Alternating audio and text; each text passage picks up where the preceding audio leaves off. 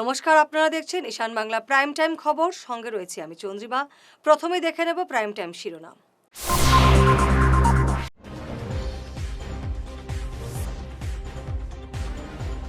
নির্বাচনী লড়াইয়ে কার হাতে উঠবে টিকিট, মুখ্যমন্ত্রীর বড় মন্তব্য।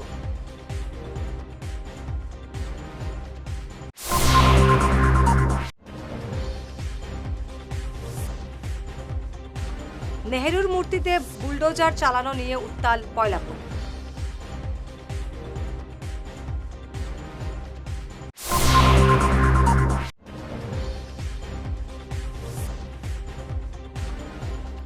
হাইলাকান্দিতে ৩৫০০ বোতল কফ সিরাপ বাজেয়াপ্ত, আটক ২।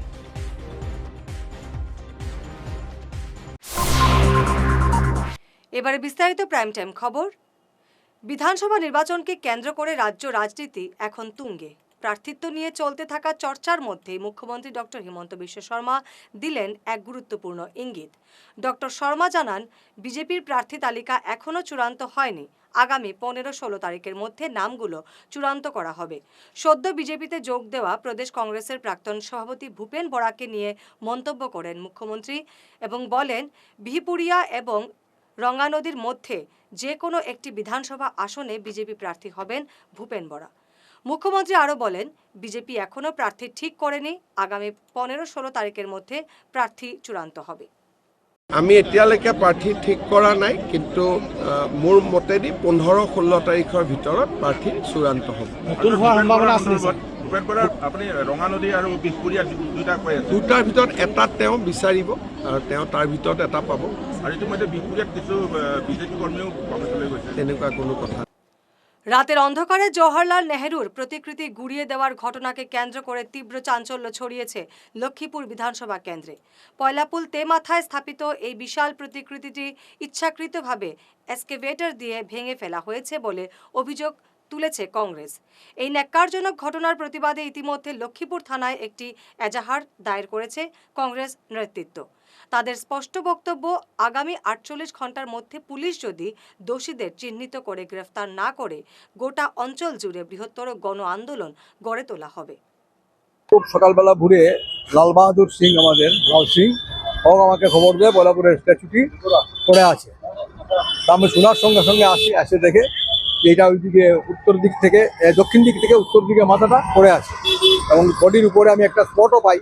এটা আমার তখনই ডাউট হয়, এটা কেউ বা তারা এটাকে ধাক্কা দিয়ে ফেলেছে, এমনিতে পড়ে না।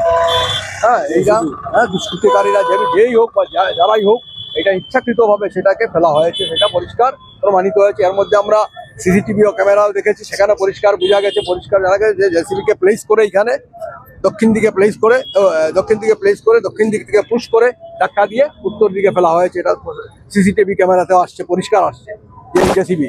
এখন আমি তারপর এটা পুলিশকে জানাই, ওসিকে সাথে আলাপ করি টেলিফোনে। ওসি বলে, নাম রাত में गया था और गिर गया, हम देखा है गिरा है। আমরা गिरा नहीं है, गिराया गया है, ये स्पष्ट प्रमाण है। আবার সিসিটিভি ক্যামেরাতে যা দেখলাম, এটা পরিষ্কার বোঝা গেছে এটা দুষ্কৃতকারীরা, হয়তো তাদের পরিষ্কার চেহারা ছবি দেখা যায় যে জেসিবি কালকে এখানে কাজ করেছিল। এখানে একটা লাইট পোস্ট বসানো হবে, টাওয়ার লাইট পোস্ট বসানো হবে, সেই জায়গাটা গর্ত করেছিল, ফাউন্ডেশন হয়েছে, তখন কিচ্ছু হয়নি। এবং এটা পরিষ্কার প্রমাণিত যে দেখা গেছে জেসিবি দিয়ে ধাক্কা দিয়ে সেটাকে ফেলা হয়েছে। জওহরলাল নেহেরু ভারতবর্ষের প্রথম প্রধানমন্ত্রী ছিলেন, সেটা সবাই জানে। এবং এরা প্রধানমন্ত্রী ছিলেন না, স্বাধীনতা আন্দোলনের একজন বড় অংশীদার ছিলেন এবং উনি 11 বছর উনি জেল কেটেছিলেন।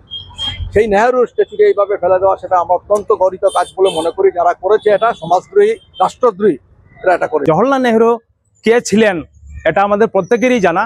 উনি ছিলেন স্বাধীনতা সংগ্রামী এবং ভারতের প্রথম প্রধানমন্ত্রী এবং ভারতের রূপকারও বলতে পারেন। যে উনার মূর্তি, সেটা সবারই মূর্তি, সেটা সবার, কিন্তু টোটাল ভারতবাসীর, সেটা আমাদের কোনো দলীয় নয়, সেটা প্রত্যেক জনগণেরই এবং ভারতবাসীর সেটা সম্পদ বলতে হবে যে ওনারাই ভারতবর্ষকে স্বাধীনতা এনে দিয়েছিলেন। আজকে সকালে জানতে পারলাম যে আমাদের জওহরলাল নেহেরুজির যে স্ট্যাচু ছিল সেটাকে ভেঙে ফেলা হয়েছে।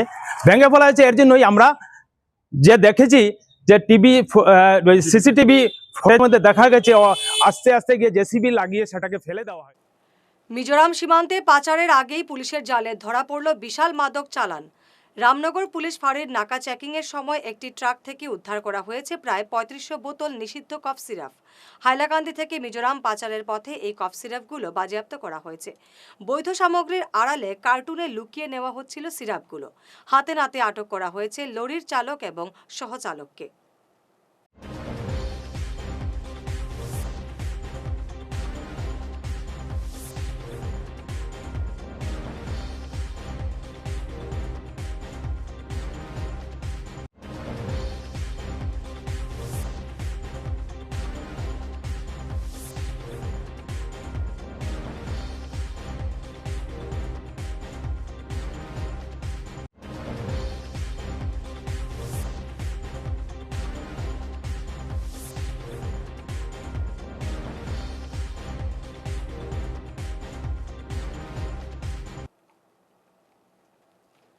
সাংবাদিক সুরজিৎ চক্রবর্তীর ওপর প্রাণঘাতী হামলার ঘটনায় তীব্র নিন্দা এবং ধিক্কারে ফেটে পড়ল Silchar press club. Silchar press ক্লাবে আয়োজিত এক জরুরি সভায় এই হামলার তীব্র প্রতিবাদ জানানো হয়। সভায় সাংবাদিকরা সুরজিৎ চক্রবর্তীর ওপর আক্রমণের ঘটনায় গভীর উদ্বেগ প্রকাশ করেন। আমরা শিলচর প্রেস ক্লাবের পক্ষ থেকে বিষয়টি সম্পূর্ণ তদন্ত চাইছি এবং অভিযুক্তদের গ্রেপ্তার করে দৃষ্টান্তমূলক শাস্তি প্রদান করার জন্য জোরালো দাবি উত্থাপন করছি। শিলচরের মতো শহরের বুকে সাংবাদিকরা যদি প্রাণঘাতী হামলার শিকার হন তাহলে অন্যদের নিরাপত্তা কোথায়? অবশ্যই পুলিশ প্রশাসনকে এটা সুনিশ্চিত করতে হবে। আমরা সমূহ পরিস্থিতির উপর নজর রাখছি। যে এত বড় সাহস কি করে হলো এই মানুষের, যে একজন সাংবাদিকের উপর, তাও একটি পেট্রোল পোস্ট পুলিশের সামনে তাকে মারা, এত বড় সাহস যে হচ্ছে, এই সাহসটাকে পুলিশ জন্য বিহিত ব্যবস্থা নেয়। আমরা শুনেছি একজনকে অ্যারেস্ট করা হয়েছে, আরো কিছুজন, অরবিন্দ দাস আর এবারের সময় ঈশান বাংলা প্রাইম টাইম বিরতির সঙ্গে থাকুন। শহর বদলায়, ফ্যাশন বদলায়, কিন্তু কিছু আবেগ চিরকাল অমলিন। শিলচরের খান জুয়েলার্সে পা রাখতেই সেই আভিজাত্যের ছোঁয়া অনুভব করলাম। শান্ত পরিবেশ, মার্জিত ডেকোরেশন আর হীরা সোনার এক অনন্য সংগ্রহ। প্রতিটি গয়না যেন নিখুঁত শিল্পকর্ম। আধুনিক এক্সক্লুসিভ ডিজাইনের সঙ্গে রয়েছে ৫১ বছরের অটুট বিশ্বাস ও ঐতিহ্য। মায়ের জন্য ভালোবাসার উপহার হোক বা জীবনের বিশেষ মুহূর্ত, খান জুয়েলার্স মানেই স্মৃতিকে করে তোলা আরও মূল্যবান। আপনি কবে আসছেন আপনার প্রিয় মুহূর্তটি সাজাতে? আপনার হাসিকে আরও উজ্জ্বল এবং সুন্দর করতে বরাক উপত্যকায় এখন সবচেয়ে উন্নত dental care SR dental studio. আমরা নিয়ে এসেছি সম্পূর্ণ ডিজিটাল ডেন্টাল ইকোসিস্টেম। আমাদের পরিষেবা একাধারে অ্যাডভান্সড, অ্যাকিউরেটেড এবং অ্যাসিওর্ড। আর আপনার জন্য রয়েছে একটি বিশেষ সুযোগ। আমাদের স্টুডিওতে দাঁতের চেক আপ করানো যাবে সম্পূর্ণ বিনামূল্যে। আপনাদের অনুরোধে আগামী ২৮ ফেব্রুয়ারি পর্যন্ত এই সময়সীমা বাড়ানো হয়েছে। তাই আর দেরি না করেই আজই চলে আসুন। আমাদের ঠিকানা শিলচর আঙ্গিরখাড়ি পয়েন্ট, SR মেট্রোর উপরতলায়। বিস্তারিত জানতে ফোন করুন 8638246619 এই নম্বরে। SR ডেন্টাল স্টুডিও, আধুনিক হাসির নয়া ঠিকানা। ঈশান বাংলা নিউজের বিশাল দর্শক ভিত্তির সঙ্গে যুক্ত হয়ে তাৎক্ষণিক পৌঁছে যান হাজার হাজার গ্রাহকের কাছে। কেবল টিভি, ইউটিউব এবং সোশ্যাল মিডিয়ায় একযুগে আপনার ব্যবসার ব্যাপক প্রচার। শক্তিশালী বিজ্ঞাপন দিন, আকর্ষণীয় ভিডিও তৈরি করুন আর সবাইকে জানিয়ে দিন আপনার উপস্থিতি আবশ্যক। নম্বর 1 ঈশান বাংলা নিউজ, যেখানে খবরের বিশ্বস্ততা আপনার প্রচারের শক্তি। ফিরে এলাম বিরতির পর। বিধানসভা নির্বাচনের ঘণ্টা বাজার অপেক্ষায়, আর ঠিক এই মুহূর্তে শিলচর জুড়ে শুরু হয়েছে বিজেপির মেগা চেক বিতরণ অভিযান। আজ শিলচর গান্ধী ভবনে এক অনুষ্ঠানের মাধ্যমে বিভিন্ন মন্দির কমিটির হাতে মুখ্যমন্ত্রী তহবিলের চেক তুলে দেন বিধায়ক দীপায়ন চক্রবর্তী। সঙ্গে ছিলেন বিজেপির অন্যান্য কর্মকর্তাও। একটা গার্লস স্কুলে যেতাম, গিয়ে দেখতাম যে টয়লেটের করুণ পরিস্থিতি। আমার আপনার কন্যা, সে ঘর থেকে টয়লেট করে বেরিয়ে আসছে, সম্পূর্ণ দিন স্কুলে টয়লেট করতে না পেরে আবার ঘরে গিয়ে বিকেলে টয়লেট করছে। তার মানে কি দীর্ঘ ঘন্টা তাকে কিন্তু টয়লেট না করে থাকতে হয়েছে, যার জন্য অনেক ছাত্রীর রোগ হয়েছে। এই কথা সরকার দীর্ঘদিন উপলব্ধি করতে পারেনি। আর এটাকে চিন্তা করে সরকারি বিদ্যালয় যাতে ভালো হয়, এখানে আপনারা অনেক বয়োজ্যেষ্ঠরা রয়েছেন, আপনারা সরকারি বিদ্যালয় থেকে পড়াশোনা করে জীবনে প্রতিষ্ঠিত হয়েছেন, আজকে রাষ্ট্রের কল্যাণে আপনারা কাজ করে গেছেন। কিন্তু দুর্ভাগ্য যে আমরা লক্ষ্য করি এই যে মধ্যের কিছু বৎসর, এটা যদি লক্ষ্য করি তাহলে আমরা যারা সচ্ছল অভিভাবক আমরা কিন্তু সরকারি বিদ্যালয় থেকে আমরা মুখ ফিরিয়ে নিয়েছি। আমাদের ছেলেমেয়েদের আমরা Don Bosco, Holy Cross, collegiate school, Saint ক্যাপিটেরিয়া ইত্যাদি ইত্যাদি স্কুলে পড়াশোনা করাচ্ছি। কারণ এটা স্বাভাবিক যে আমার কষ্ট হবে, যে আমার ছেলেমেয়েটা কি করে টয়লেটে যাবে। সেই কথা চিন্তা করে আজকে সরকার প্রাইভেট স্কুলের সাথে কম্পিটিশন করতে গিয়ে এমন একটা স্ট্রাকচার বানিয়ে দিয়েছে, 7 থেকে 8 কোটি টাকা ব্যয় করে অদূরচন্দ্র স্কুল আজকে দাঁড়িয়েছে। আমাদের কনস্টিটিউয়েন্সিতে ইতিমধ্যে আরো কটা স্কুলের কাজ শুরু হয়েছে। Shyamacharan Dev Vidyapith, Tarapur girls school, public higher secondary school, Shillongpatti school আগে আমাদের কনস্টিটিউয়েন্সিতে ছিল, এখন না, কিন্তু আমারই প্রপোজাল দেওয়া Narasingha higher secondary school, Cachar high school, এই স্কুলগুলো 7 থেকে 8 কোটি টাকা খরচা করে সেটা বাড়ানো হচ্ছে। তার জন্যই যে ভবিষ্যতে প্রত্যেক ছেলেমেয়েরা যাতে সরকারি বিদ্যালয়ে পড়াশোনা করতে পারে। আজকে সামাজিক এবং সাংস্কৃতিক ঐতিহ্যের ধারা বজায় রেখে বর্ণাঢ্য অনুষ্ঠানের মাধ্যমে 47তম প্রতিষ্ঠা দিবস উদযাপন করল শ্রীভূমির অন্যতম অগ্রণী সংগঠন চারণিক। একই মঞ্চে পালিত হলো আন্তর্জাতিক মাতৃভাষা দিবস এবং কিংবদন্তি সুরকার এবং চলচ্চিত্র নির্মাতা সলিল চৌধুরীর জন্মশতবর্ষ। আজকে চারণিকে 47তম প্রতিষ্ঠা দিবস। আজ থেকে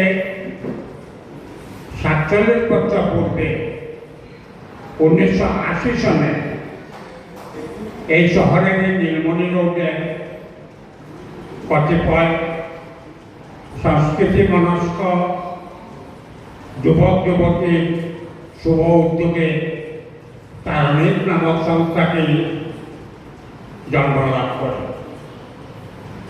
জন্মলগ্নে কাজে তাকে তার শতবর্ষ উদযাপন বছরের পর বছর আগামী শতবর্ষেও চলবে, এটুকু অন্তত হলফ করে বলা যায়। দ্বিতীয় যে বিষয়টি হচ্ছে যে চারণিকের 47তম প্রতিষ্ঠা। আমরা যদি পিছিয়ে যাই, সভাপতি একটু আগে বলে গেছেন যে 80 ইংরেজিতে 80 সালে এটা এই সংগঠনের প্রতিষ্ঠা হয়েছিল। 80 সালকে আমরা যদি স্মরণ করি তাহলে দেখবেন সেখানে সেই সময়টা আমরা যারা। সংবাদ শেষ করার আগে শিরোনাম আরো একবার।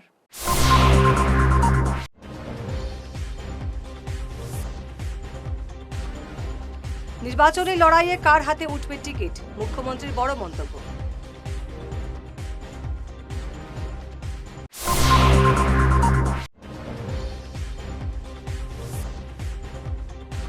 নেহেরুর মূর্তিতে বুলডোজার চালানো নিয়ে উত্তাল কয়লাপুর।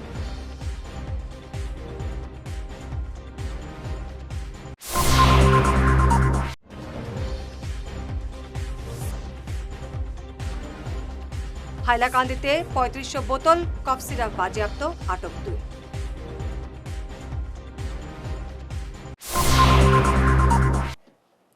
আজকের মতো প্রাইম টাইম খবর এই পর্যন্তই। নমস্কার।